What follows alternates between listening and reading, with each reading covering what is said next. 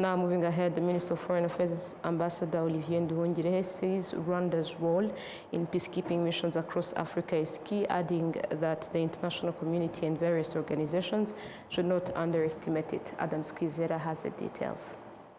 Since August 2004, Rwanda began contributing to the international peacekeeping efforts, starting in Sudan, which at times was facing severe insecurity stemming from political instability. To date, Rwanda ranks fourth among the countries contributing the largest number of troops to the United Nations peacekeeping missions, with more than 4,500 personnel deployed in South Sudan under UNMISS and in the Central African Republic under MINUSCA. In Bangui, the capital of the Central African Republic, residents say they deeply appreciate the work of Rwanda troops and police who have been deployed in the country since 2012. Have changed significantly because now that they are here in the Central African Republic, we have peace and security everywhere.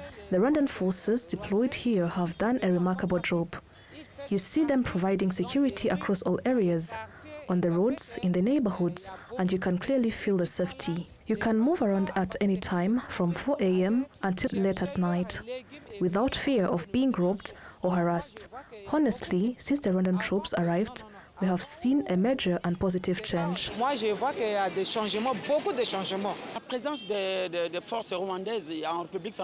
Rwandan forces here in the Central African Republic truly give us a great deal of strength. Their presence is not new.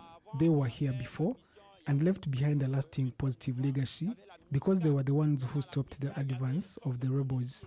Given the recent challenges our country has faced, we went through very difficult times. But with the arrival of the Rwandan peacekeepers, hope was restored.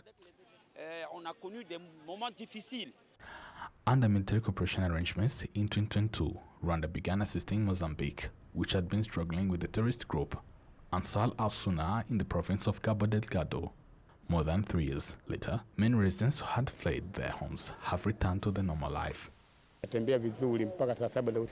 We can now sleep peacefully and move around even as late as 1 or 2 a.m. without fear of being harmed or harassed. In the past, we were forced to flee into the forest for safety, but after the arrival of the Rwandan Defense Forces, we were able to return to our homes. We urge them not to leave because they brought us security. They are always present, even in the rain, ensuring our safety.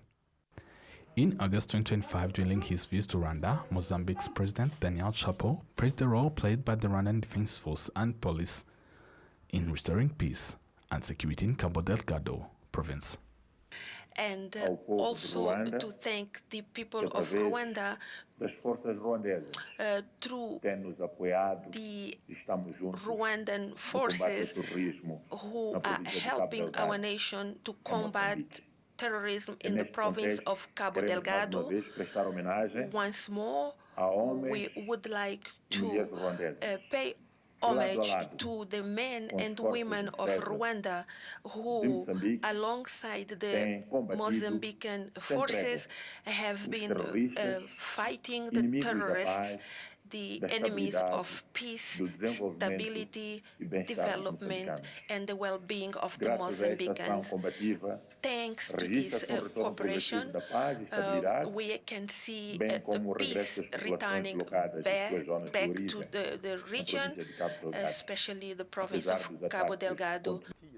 Political and diplomatic expert Ambassador Joseph Mutawa says this cooperation reflects Rwanda's growing role in supporting peace efforts across African countries. The essence of what our security forces have been doing all these years.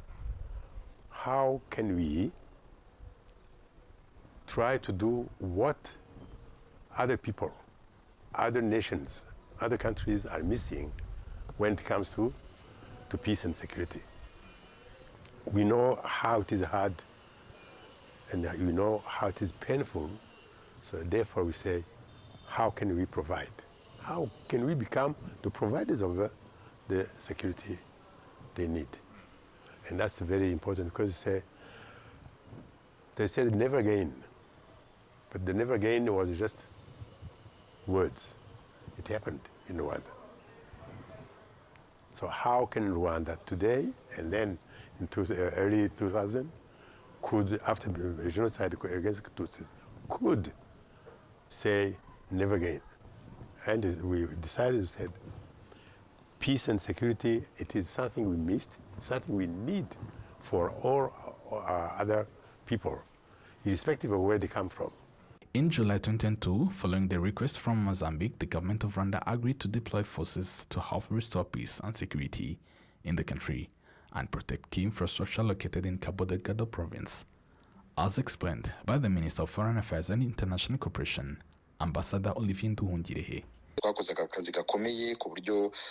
We carried out significant work that enabled civilians to return to their homes. Students are back to school, and major gas investments resumed operations. All of this was achieved by the Rwanda Defense Forces in collaboration with the Mozambican forces.